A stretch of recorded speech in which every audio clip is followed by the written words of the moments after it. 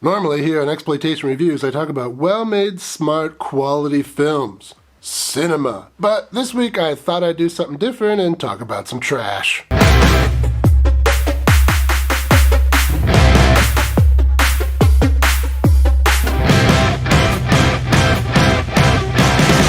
Ooh, new music. What did you think? This comes to us courtesy of legendary punk rock musician Gina Volpe. I reached out to her and asked if I could use some of her music for the channel, and she was into the idea, and I am very thankful for that. How cool is that? Do me a favor and subscribe to her channel and check out some of her music. She really is fantastic, and tell her I sent you. Okay, on to the movie. This week I'm taking a look at Violated from 1973. This comes to us from legendary exploitation producer Albert Zugsmith. His credits are entirely too long to list, but I will say he's responsible for my favorite science fiction film from the 1950s, The Incredible Shrinking Man. It is fantastic. Apparently, sometime after Violated was released into theaters, it became lost media. But the fine folks over at Vinegar Syndrome have found it, and they have put it out as part of their Lost Picture Show release. The blurb on their website describes Violated as an all-out assault of bad taste and pure drive-in trash of the highest order, and that sounds exactly like our thing. Let's check it out. We open in Hollywood. It's the 70s and the ladies have forsworn bras. I would say I support that trend, but they obviously don't want support. She walks into a parking lot and we hear a heartbeat. Her friend answers the door, the heartbeat stops, and this masked guy runs away. But that night our lady is in the pool and both the heartbeat and the masked man have returned. She gets out of the pool, all slippery-like, and is attacked. There's a rather visceral, let's say, fight scene that leads to some nudity and the woman's death, and naturally, with a big emphasis on natural, you can't see all of that here on YouTube. Now I just work here. But of course, we don't have to stay here. You can now support the channel on Patreon for just $1 a month. Upgrade to $3 and get access to uncensored versions of my reviews.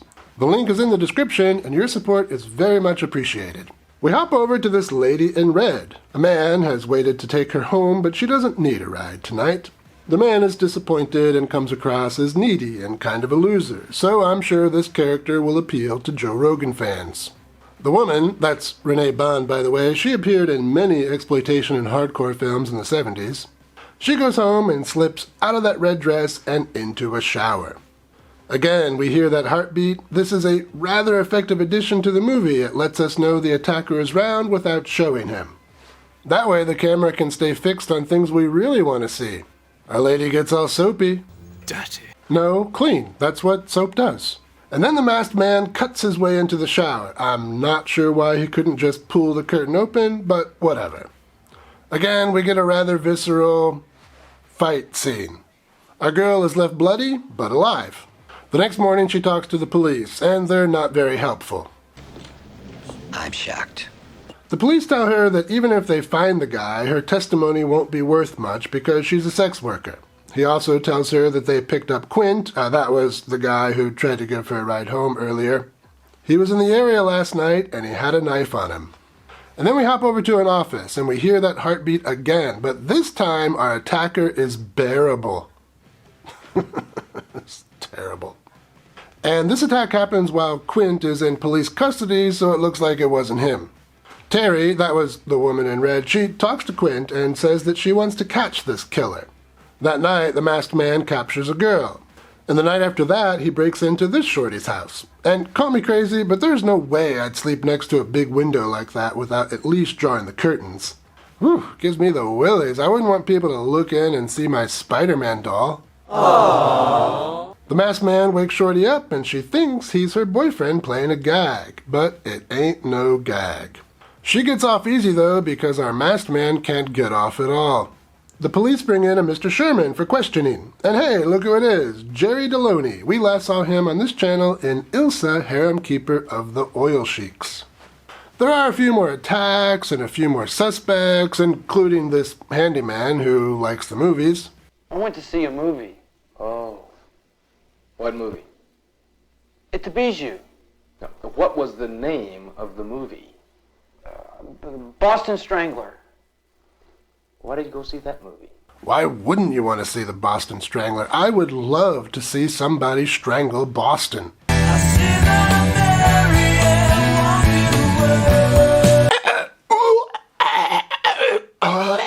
Eventually, Terry will start in on her plan of capture and revenge, but that's enough out of me as far as plot goes. Let's talk some highlights. Well, this film, like Vinegar Syndrome said in their blurb, is trash.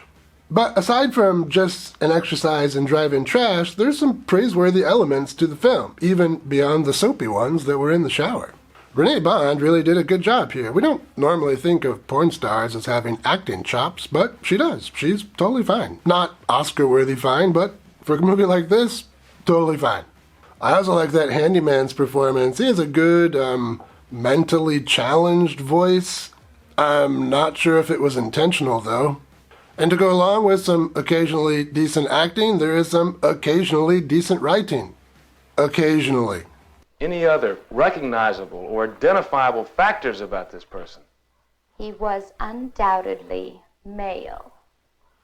That's his problem. One he seems willing to share. And I have to praise some of those attack sequences. They really are effective slices of nasty. They do a good job of making the audience uncomfortable. The attack after the dip in the pool, for example, is a standout. The combination of that heartbeat and the woman's rather guttural protestations is effective, uncomfortable viewing. Good job, movie. I felt gross. That's not easy to do.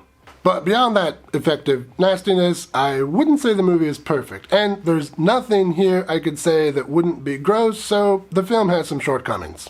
Well, there is some truly awful acting in this. Buy a book for those lonely hours? The complete work of Aristotle in half caste. Big the philosophy of the ancients. Get high with Hippocrates.